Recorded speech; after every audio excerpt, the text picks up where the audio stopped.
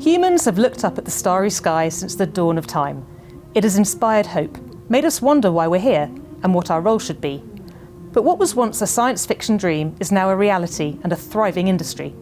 So what does it mean for those of us who aren't about to board a flight to the stars?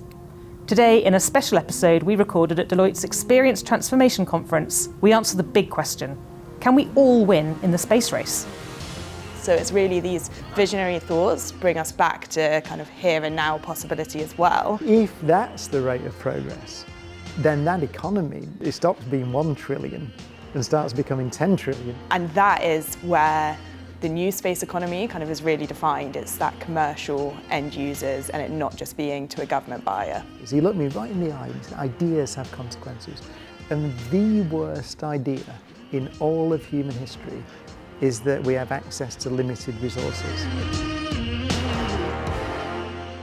Hello and welcome to the Green Room by Deloitte. I'm Lizzie Elston and I'm joined by one of our fantastic hosts, Ollie Carpenter. Hi Ollie. Hi Lizzie. We are outside of our normal studio today and have brought the Green Room to Deloitte's Experience Transformation Conference. And quite fittingly, we are also here for a conversation that is out of this world. Humans have always been fascinated with space and understanding our place in the universe. The space economy is predicted to grow at twice the speed of GDP over the next 10 years. That's great news for people in spacesuits and ground control, but what about you and me, who probably aren't likely to be going into space anytime soon? Today we're exploring what the real benefits are from a booming space economy for all of us. Ollie, who do we have with us today? Well, Lizzie, I am thrilled that we are joined by Professor Brian Cox, a renowned physicist, author, as well as TV and radio presenter. Welcome. Thank you.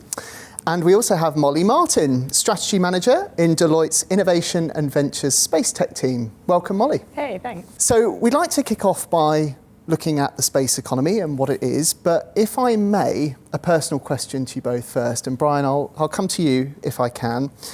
How did you get involved in space? I think it's fair to say all of us at some point during our childhood may have thought about becoming an astronaut. I certainly did.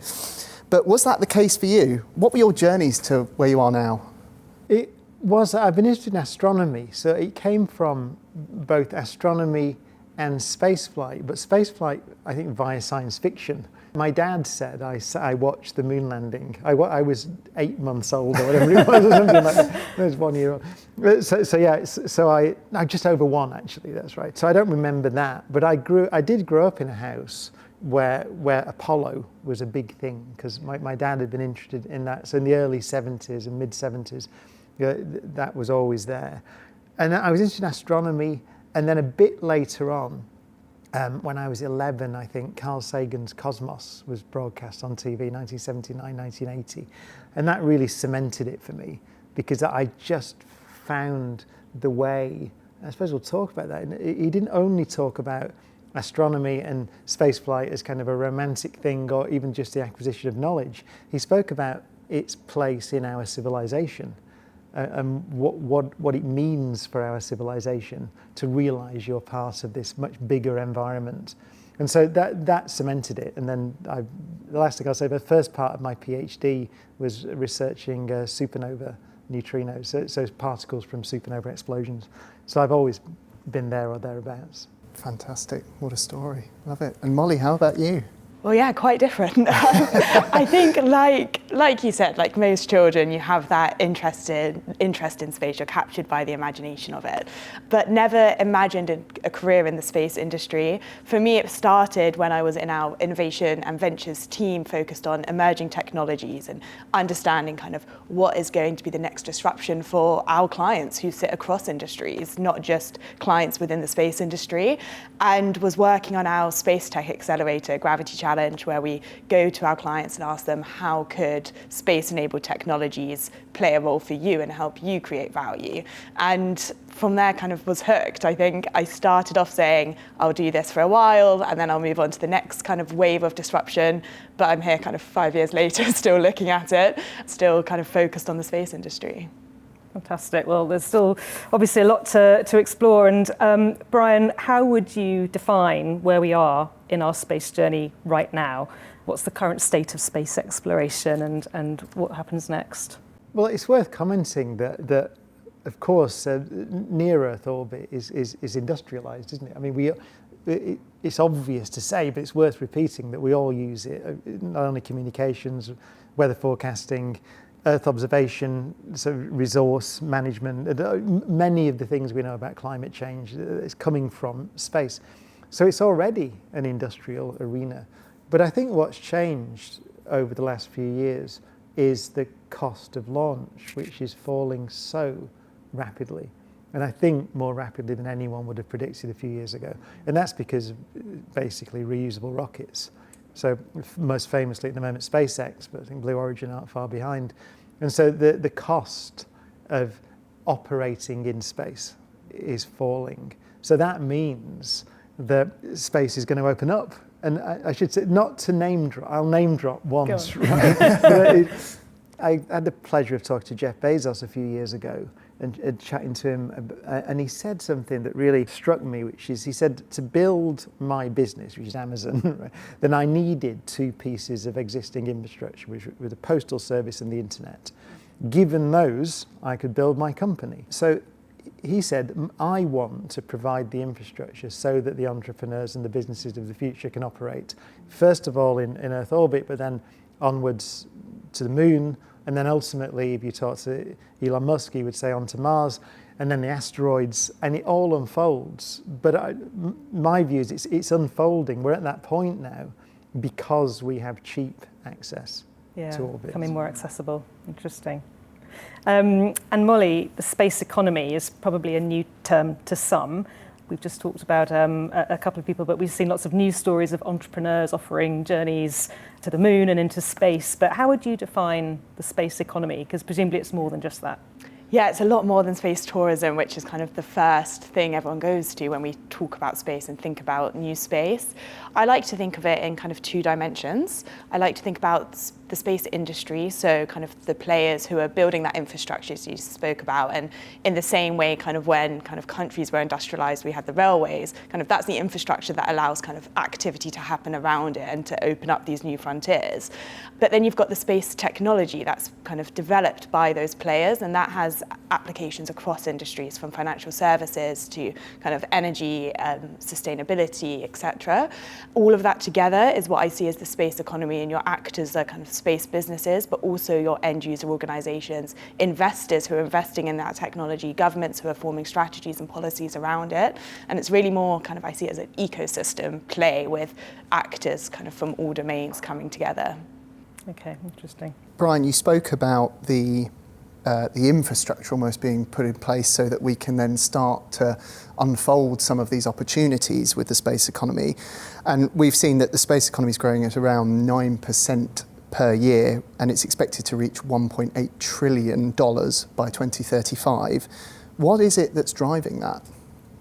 Part of it is that it's now possible to do it. As I mentioned before, it's the access to space, reusable rockets, the number of launches, the amount of mass that we can launch into orbit. But it is also, as you said, I suppose, the technology that we have. I mean, you look at Starlink would be a good example. For example, that's a business which is going to provide services across, I suppose, all industries pretty much, isn't it? It's just communications.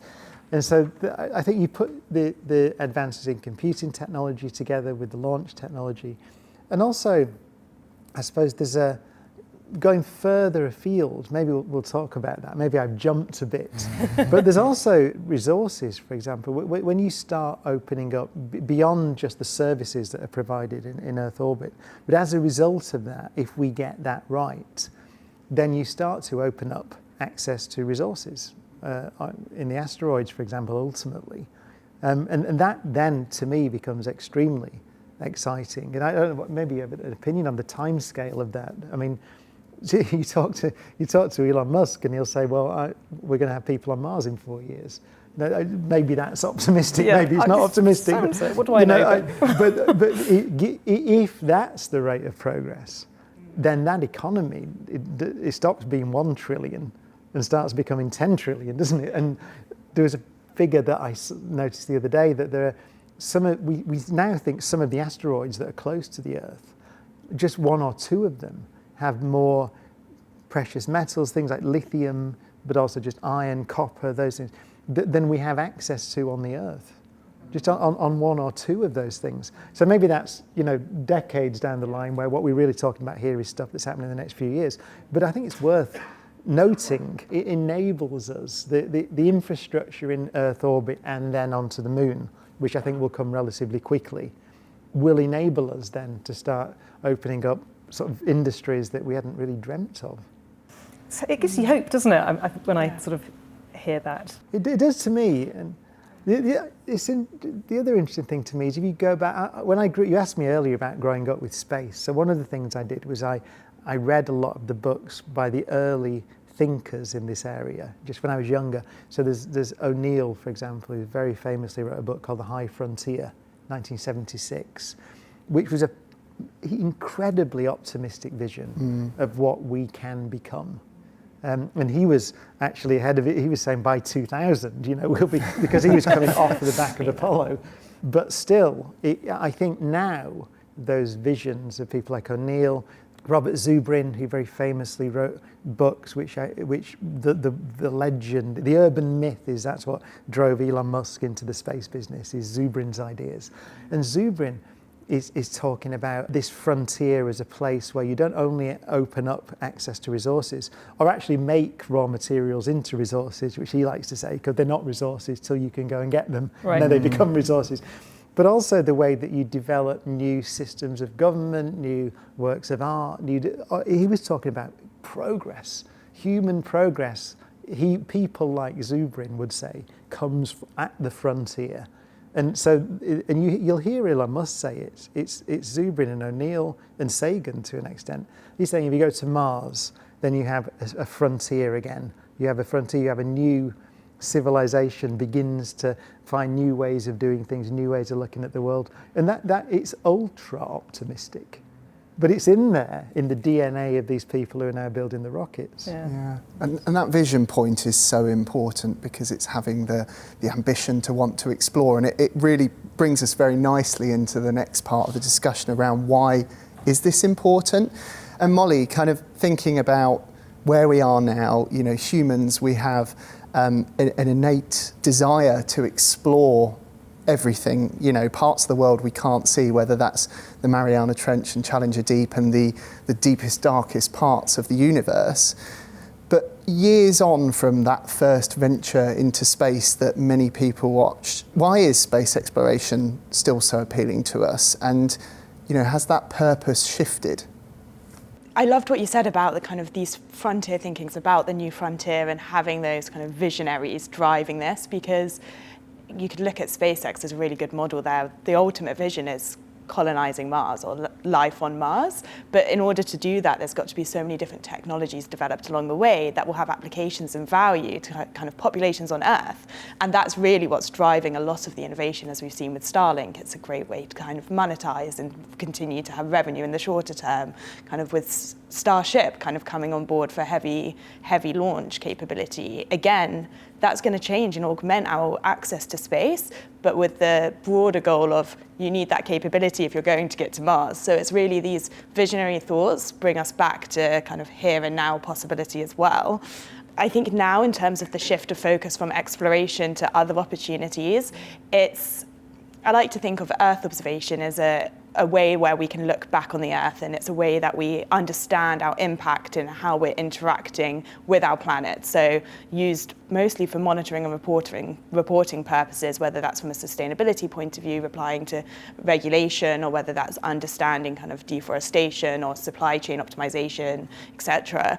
But really what we're seeing now with the in-space economy and companies who are looking to be able to manufacture semiconductors in space, for example, it's now just not about how we can use space to view Earth and our impact on kind of the climate and nature side of it, but actually what could we do in space that kind of remove some of those emissions to begin with.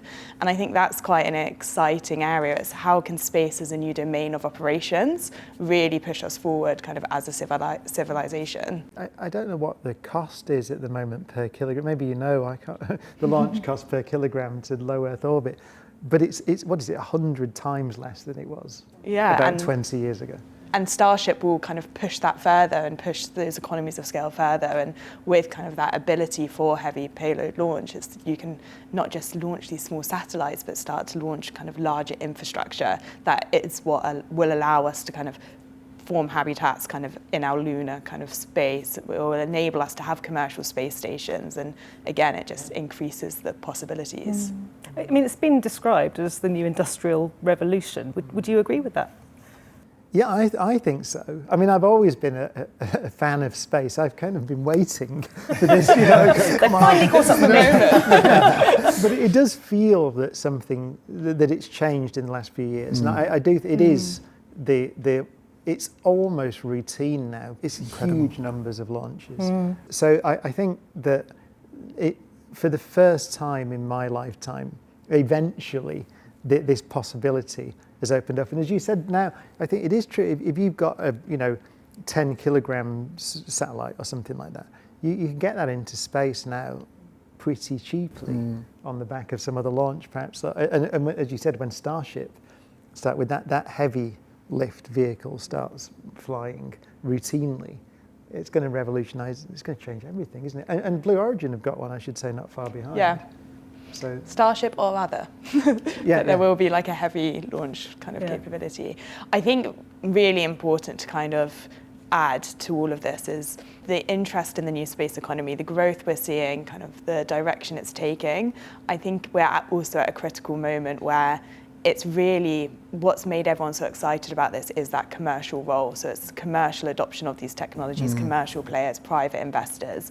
And I think we're at a moment where in the next 2 to 3 years, we'll see more of that commercial adoption. And we've seen that this year with partnerships happening between kind of Axiom, who are kind of leading the way in that commercial space station environment, partnering with kind of pharmaceutical companies, consumer good companies, lifestyle makeup brands. And that is where the new space economy kind of is really defined. It's that commercial end users and it not just being to a government buyer.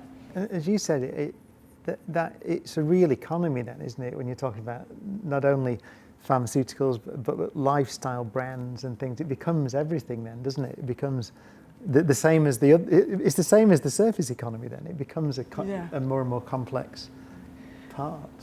Yeah, and interestingly, it's we're speaking to a founder recently who was talking about, does the term space tech kind of help us or hurt us as space founders? And the argument being that you say, I'm a space tech company, it sounds inherently risky, inherently out there, long timelines, going to need a lot of investment. And so there's this kind of discussion going on within the ecosystem recently of, should we be called space techs? Or if we're manufacturing kind of pharmaceuticals in space, are we just a biotech company that we just operate in the domain of space? And she kind of gave the example of Earth-based industries don't say, we're an Earth tech. Like you would turn around, you would say, I'm a fintech or I'm a sustainability climate tech. And you talk about the industry you serve versus where you operate that production. Yeah. And they're thinking about it more like that these days. It's not that far, it's only 100 miles. It's like going to Birmingham.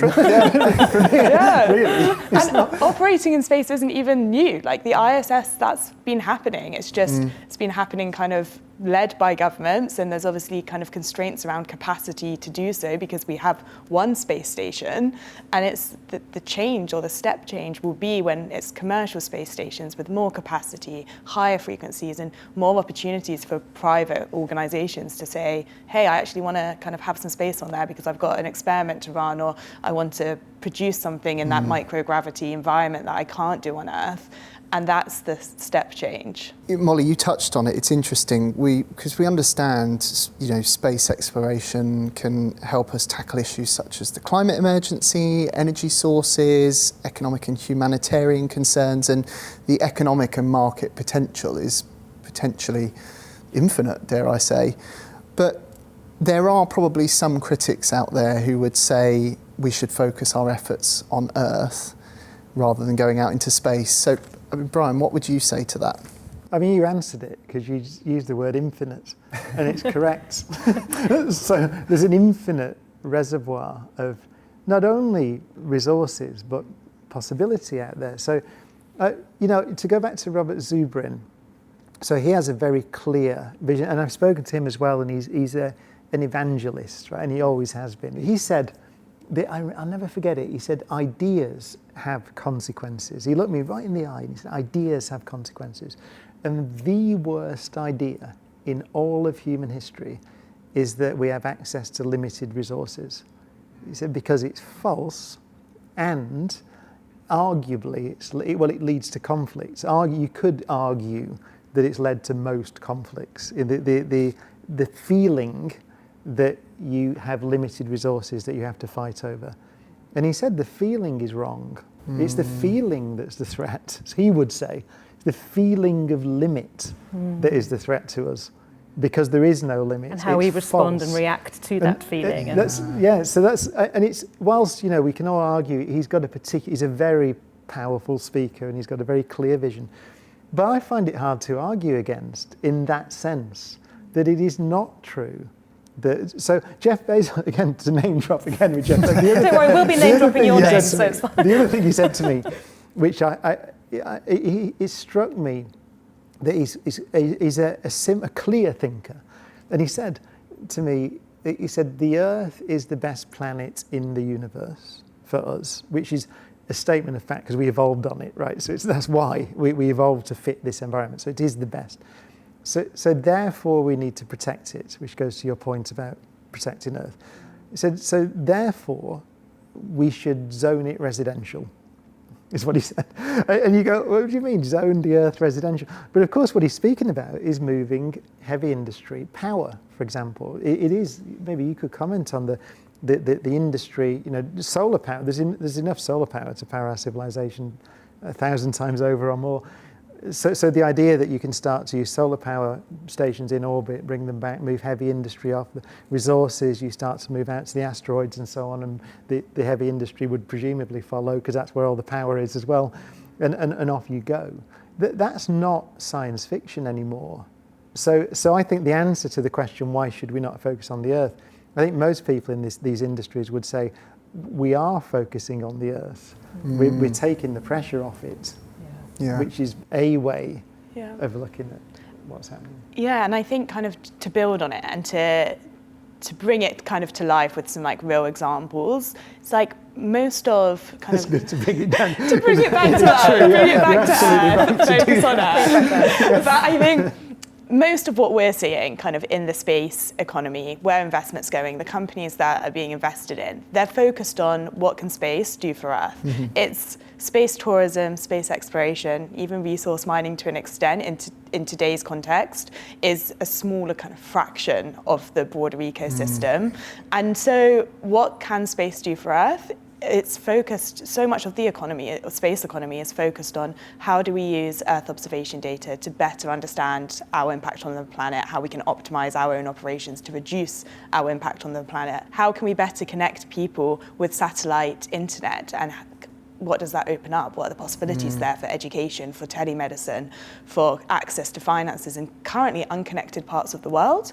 And then when you think to the in-space economy and some of the exciting businesses receiving funding, it's even still focused on if we build something that's going to, at the moment, target a very small audience of astronauts and a small group of people who will be operating in space, it's a very small market. It makes it quite hard to be a venture-backable business. If we can be developing materials and drugs in the space environment to bring those back to Earth, that's a massive market compared to the space market right now in today's world. That becomes a venture-backable business. And what we're therefore seeing with some kind of real examples to, again, bring this to life, if you can manufacture kind of the silicon wafers for semiconductors in a microgravity environment in space, because that's where the microgravity environment is, and actually bring those back to Earth with reusable rockets, making launch, making return, all of these economics of space, making this possible and viable. If you can do that, that's the company doing that has shown that semiconductor is, I don't want to put a number on it, but X amount more energy efficient than any semiconductor you can produce in the environment given to us on Earth. And therefore, using that semiconductor in telecoms here saves energy because it's much more energy efficient. And that's an example of how using space for Earth actually kind of helps us on those challenges that you spoke about.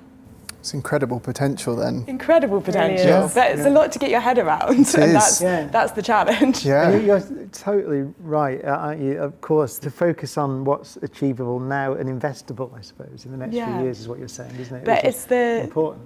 But the dream of kind of that broader space economy is also important. Kind of what you've spoken about is important as well, and it's having that balanced view of, if we're going to kind of continue the traction with the new space economy, we've got to show returns sooner than just kind of some of these further out dreams, but use kind of the dreams to also fuel the passion, and that's how we keep people energized, excited, and kind of keep investment flowing into the sector.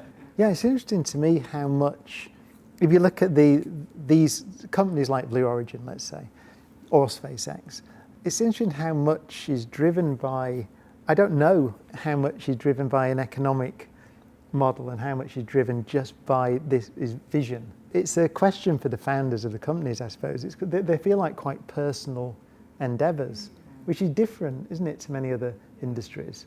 Because it's not hard-headed investment. It is hard-headed investment, but it's also, there is this dream out there as well. Which I guess you would have to have, wouldn't you, in order to sort of try and get to this next frontier. You can't do that without that incredibly visionary mindset. And Richard Branson as well. I mean, Virgin, it's a hard-headed business, but it's also based on a dream. I can't think of many other industries that are like that. No. Really. Cook for Good is one of the social enterprises that Deloitte supports through our 5 Million Futures programme. Cook for Good tackles food insecurity, social isolation and barriers to work on a social housing estate in King's Cross in London. They run team-building cooking experiences with corporate teams making meals to share with local residents and outreach organisations. All profits are then used to fund a community programme which includes free cooking classes, employment programmes and a surplus food pantry. To find out more or to book your own team cooking experience, head to cookforgood.uk. And so as we sort of think about the future, and we've touched on a lot of that already, Brian, what do you think is the next stage of this new sort of space era, and how important could some of the discoveries be? And I kind of wonder, as second part of that, what you would most want us to explore. I mean, scientifically, there's great excitement, of course, in looking for life beyond Earth. So we have this Project Mars sample return at the moment, where we have the samples taken by the Perseverance rover packaged on the surface of Mars. So now all we have to do is get them back. And that's a very complex mission. That's exciting. So the search for life beyond Earth, we have 2 spacecraft at the moment on the way to Jupiter, to really focused on Jupiter's moon Europa and a couple of the other big icy moons, because we think they're habitats for life. So the search for biology is interesting, and of course profound, because it feeds into, as you were saying, our understanding of how biology works is limited at the moment to one example, which is the biology here. So it can only be useful if we see other forms of life that should they exist, that evolved and maybe began elsewhere. There are projects to look at, so NASA have an idea to put a radio telescope on the far side of the moon, which is interesting because you can put a big telescope in a crater. It's shielded from the Earth. It's not affected by the atmosphere, which absorbs very long radio wavelengths, electromagnetic wavelengths that the ionosphere disrupts and so on. So you can have a much deeper view of the early universe from telescopes like that. There's one that's one of my favourites, which is called LISA, which is a large. There's a gravitational wave experiment called LIGO, which detects ripples in the fabric of the universe from black hole collisions. So it can see colliding black holes, which is telling us a lot about space and time and Einstein's theory and so on. So that's ground-based at the moment, Seattle and Louisiana, and there's one in India. But this idea the European Space Agency signed off of this year is to build one into space, which I think the length of these laser arms is 2.5 million kilometres. Wow. So I think is the number. so you build this thing where we've got these things which are, a few hundred metres long at the moment. We can have these enormous things. So the possibilities scientifically are immense. And we're riding on the back in a way of this commercial access to space, because it's just making everything cheaper and driving the technologies forward, as you said. Molly, this used to be the pride of governments, but now we're seeing it being driven, we've spoken about it being driven by business alliances and private organisations.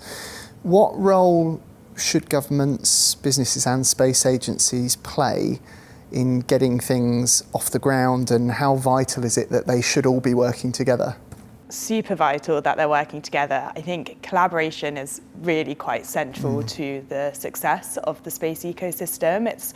No one can do it alone. You're going to need private investment, public investment, a regulatory landscape that makes it possible for you to do these activities, as well as end users who aren't just the government. It's got to be kind of end users from both the commercial and private sector and public sector point of view. So collaboration, that shared understanding of the value that space can bring is really important. And yeah, you said the pride of kind of the government, and I think it still very much is. I think we've seen a re-emergence of kind of some space programs around the world, space agencies resetting their strategies and asking that question: what should the role of a space agency be in the new space economy, and how does that look different to the past?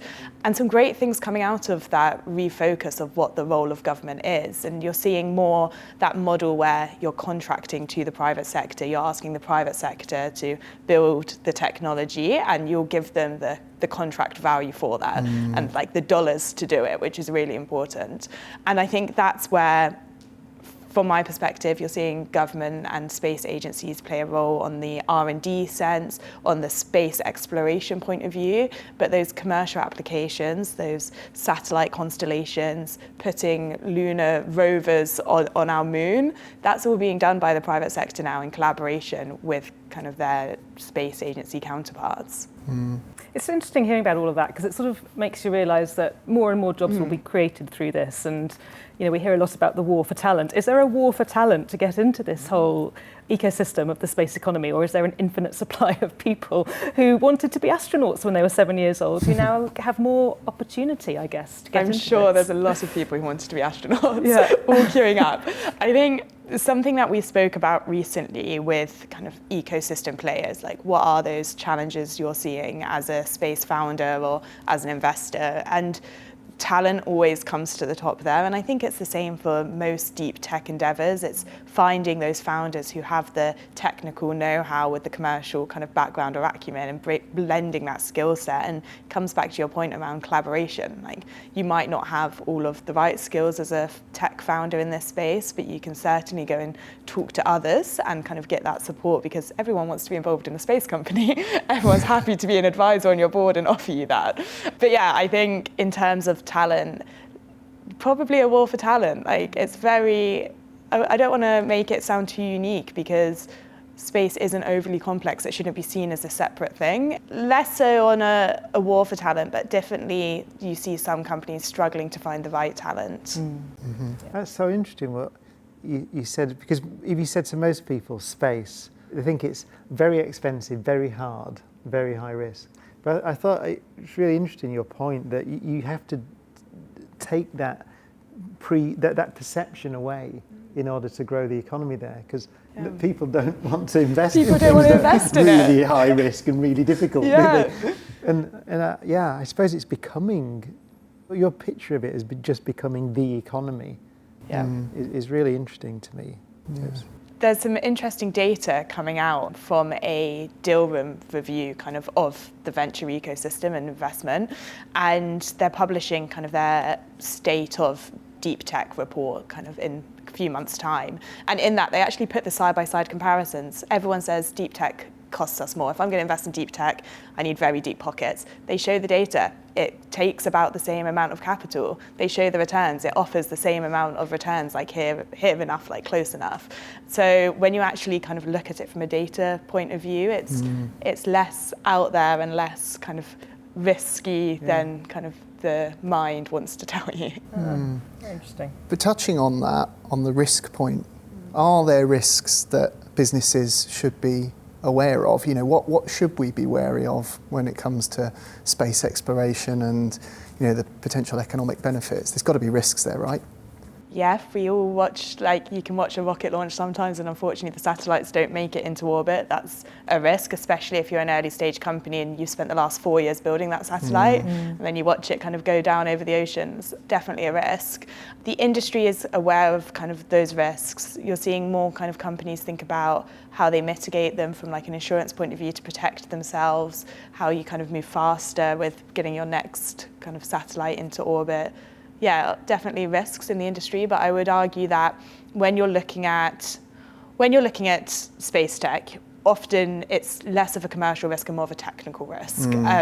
With kind of launching B2B SaaS, less of a technical risk. You're saying, will the market demand it? Will I sell it? It's a commercial risk you're taking on as a founder, as an investor there. I think space tech is the opposite. If you can achieve some of these visions and missions, if you can kind of create drugs in the space environment that's going to cure a disease that we've not been able to do on Earth, that's not a commercial risk. You've got a market you're going to sell to. It's just the technical risk. So you're just accepting a different type of risk.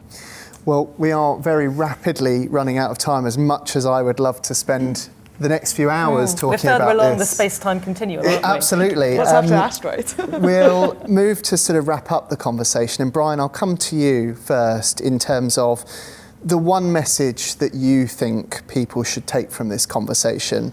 You know, why is space exploration a lot more than just a rush to find life on Mars?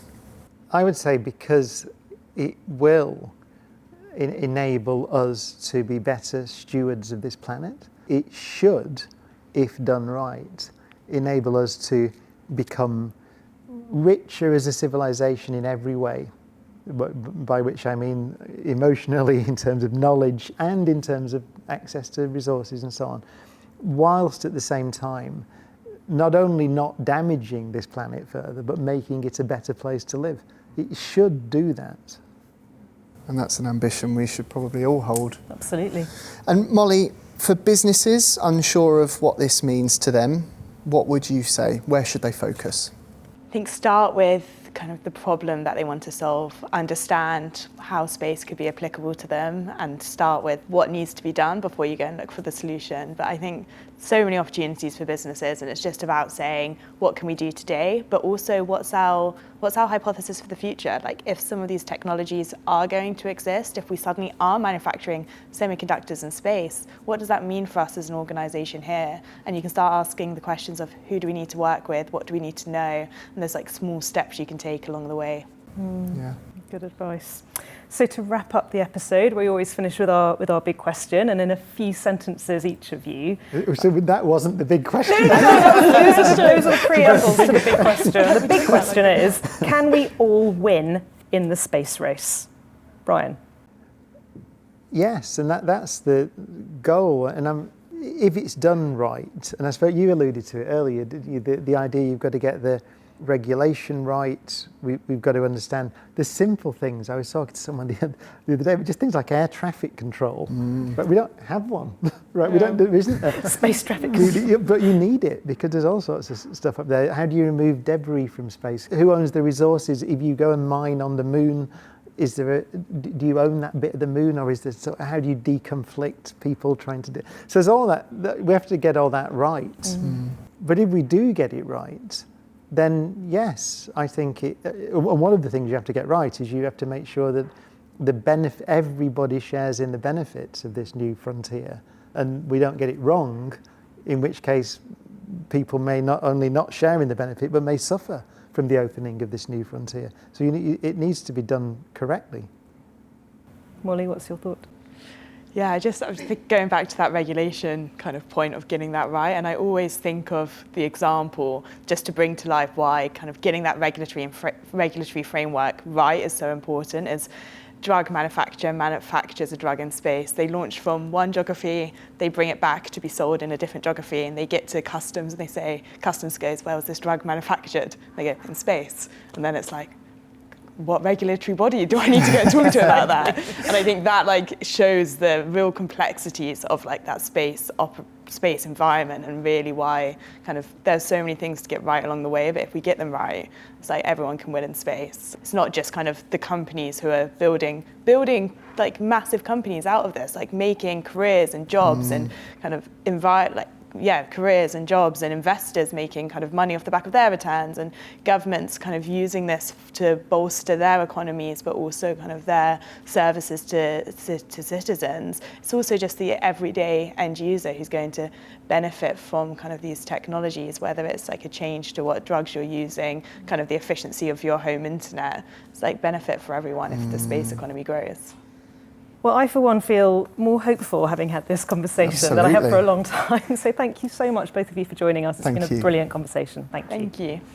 Thank you. Thanks for listening to this episode of The Green Room by Deloitte.